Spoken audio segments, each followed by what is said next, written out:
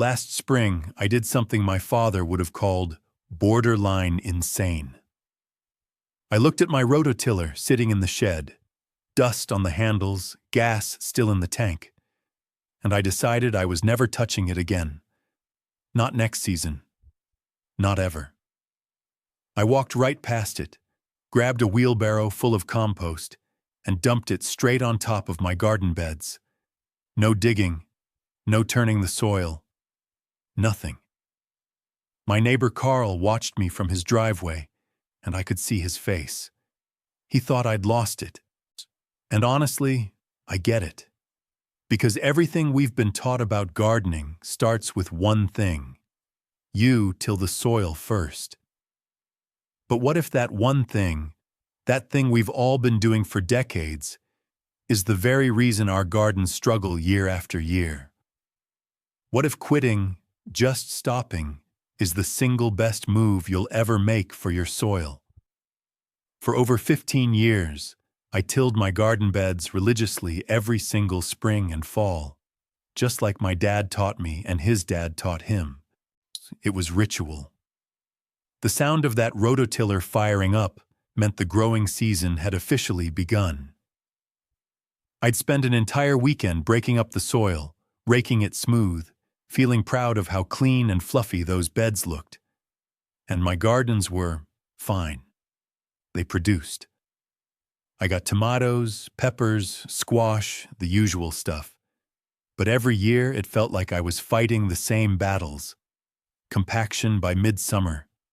Weeds that came back thicker than the year before. Plants that started strong but fizzled out by August. I kept blaming the weather, the seeds, the fertilizer. I tried different brands, different amendments, different schedules. Nothing moved the needle in any meaningful way. Then, about 3 years ago, I stumbled across a concept that stopped me cold. A guy overseas, Charles Dowding, runs a small market garden in England, had been running side-by-side trials.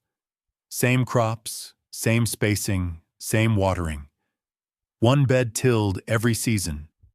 One bed, never touched, just compost layered on top.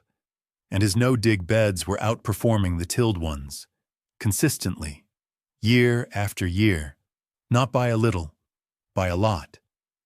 I was skeptical, deeply skeptical. But the data was right there, and it nagged at me until I finally decided to test it myself. Here's what nobody talks about when they hand you the keys to a rototiller. You're actually destroying the thing you're trying to build. And I don't say that lightly because I tilled for over 15 years before I understood what I was really doing down there. Soil isn't just dirt. It's a living system. There are billions, literally billions, of microorganisms in a single handful of healthy soil. Fungi, bacteria, protozoa, nematodes, all working together in this incredibly complex network. The fungi in particular form these thread-like structures called mycelium that stretch through the soil, connecting plant roots to nutrients and water sources, sometimes feet away. It's like an underground internet. And every single time you run a tiller through that soil, you shred it. All of it. You're taking a chainsaw to the network your plants depend on, and then wondering why they struggle. But here's where it gets even worse. When you till, you bring buried weed seeds up to the surface where they get light and germinate. That's why your weeds come back worse every year. You're literally planting them every time you till. You're also exposing the deeper soil layers to air, which burns off organic matter, the very stuff that holds moisture and feeds your plants through the season. So you till to loosen the soil, but by midsummer it's harder and more compacted than it was before you started. You till to deal with weeds, but you're creating more weeds. You till to mix in amendments, but you're burning off the organic matter that was already there. It's a cycle, and it keeps you dependent on the tiller, on the fuel, on buying more amendments to replace what you just destroyed. Fertilizer companies love this cycle, by the way. It keeps you coming back to the store every spring with a longer shopping list. Now, most people don't know any of this. I certainly didn't. And I'm not blaming anyone for tilling, because it's what we were all taught. But once you see what's actually happening beneath the surface, you can't unsee it. And you start to wonder, what's the alternative?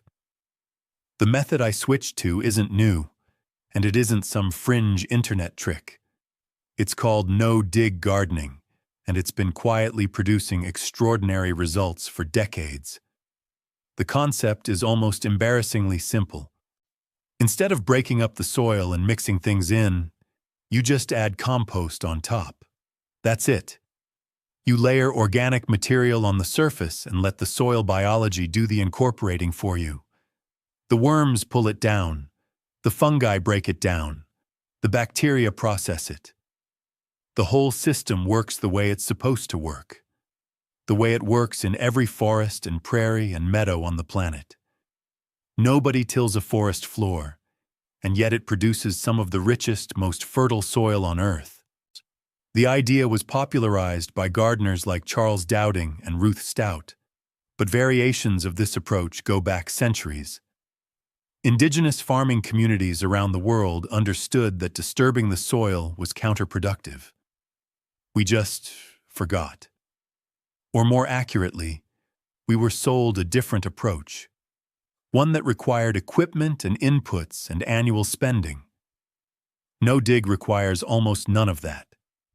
The materials are simple: compost, homemade or purchased; cardboard for the initial setup if you're converting a new area; mulch if you want to suppress weeds even further.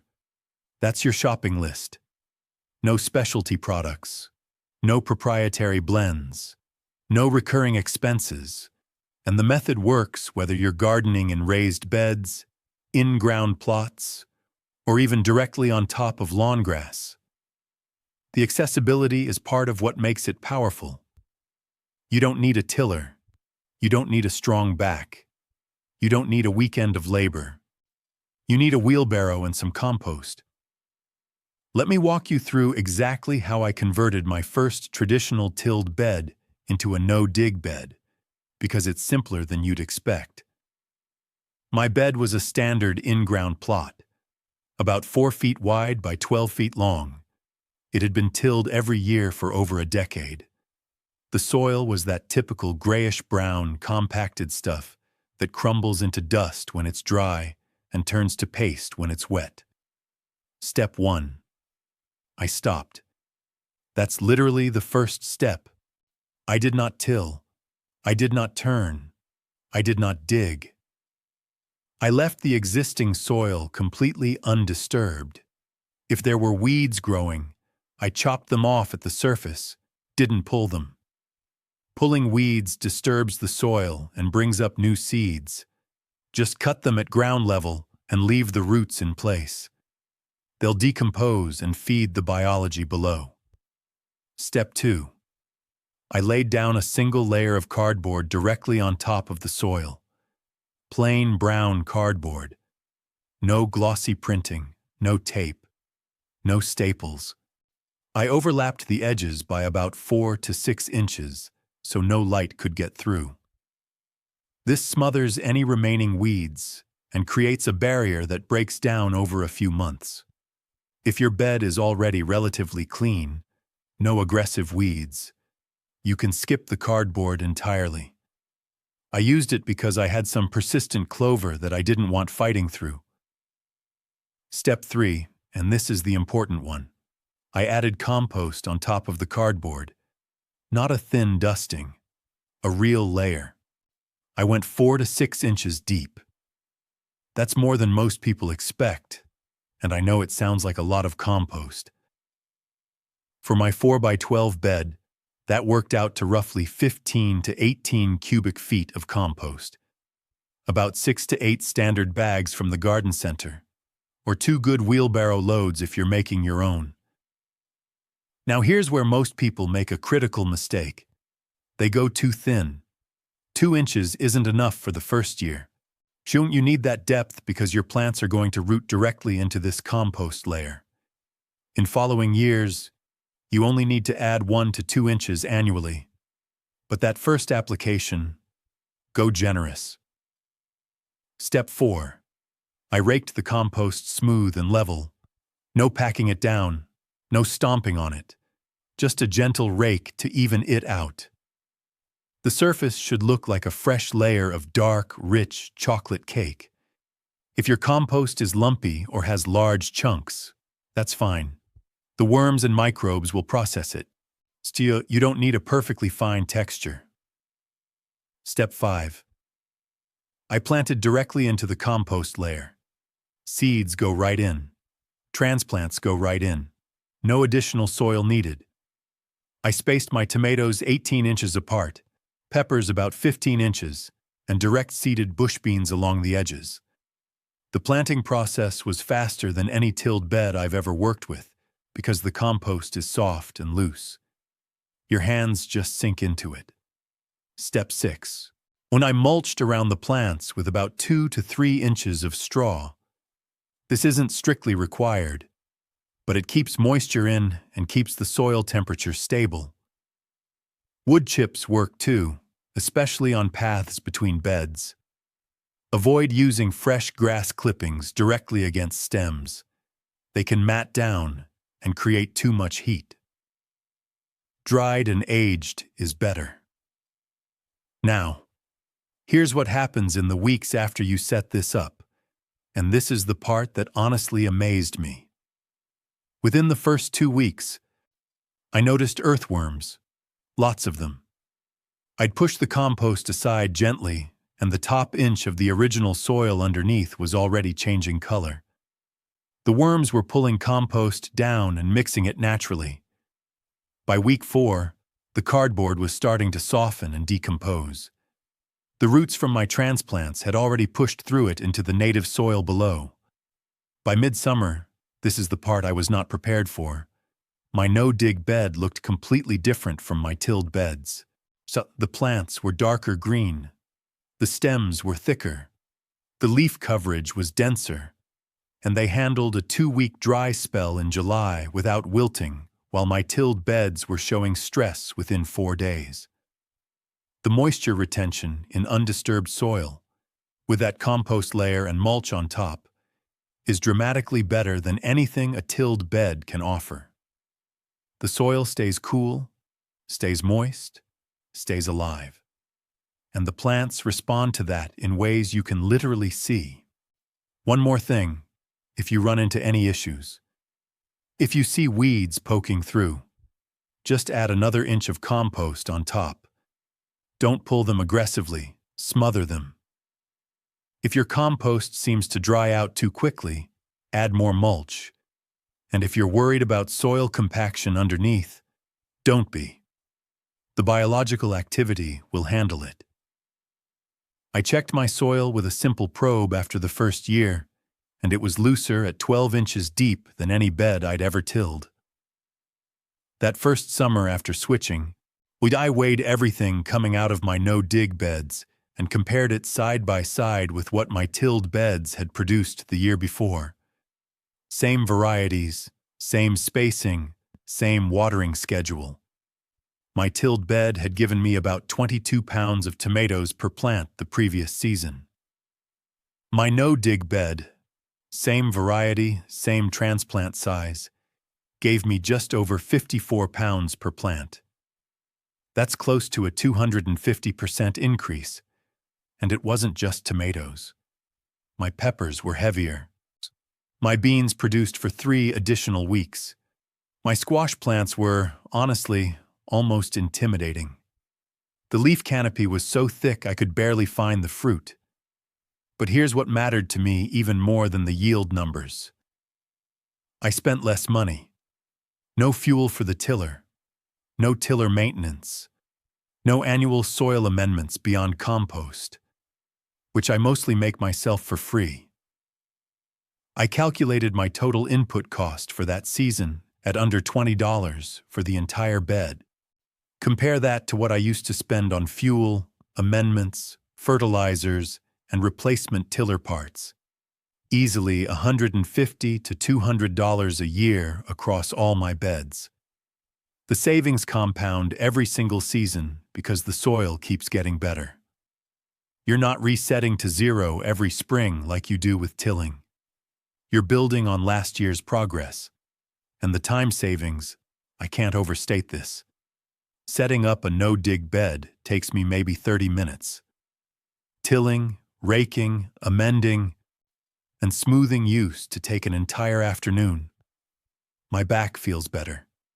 My weekends are freer. And my gardens have never been more productive. Here's what I want you to do. Pick one bed, just one, and try this method this season. You don't have to convert your whole garden overnight. Start with a single 4x8 bed. Put down cardboard if you need it. Add 4 to 6 inches of good compost. Plant it. Mulch it. And then, just watch. Watch what happens to that soil over the next few months.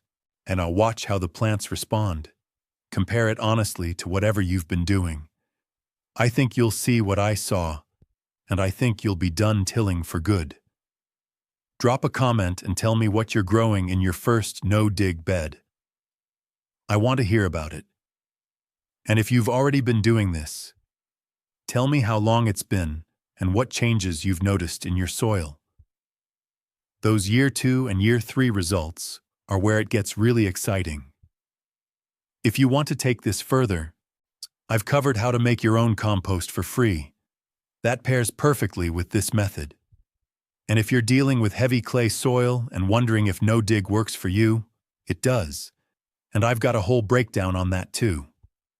This is the kind of knowledge that changes how you garden. Permanently. Not a hack. Not a shortcut. A fundamentally better way to work with the soil instead of against it. You already have everything you need to start. The soil is ready. It's been waiting for you to stop fighting it.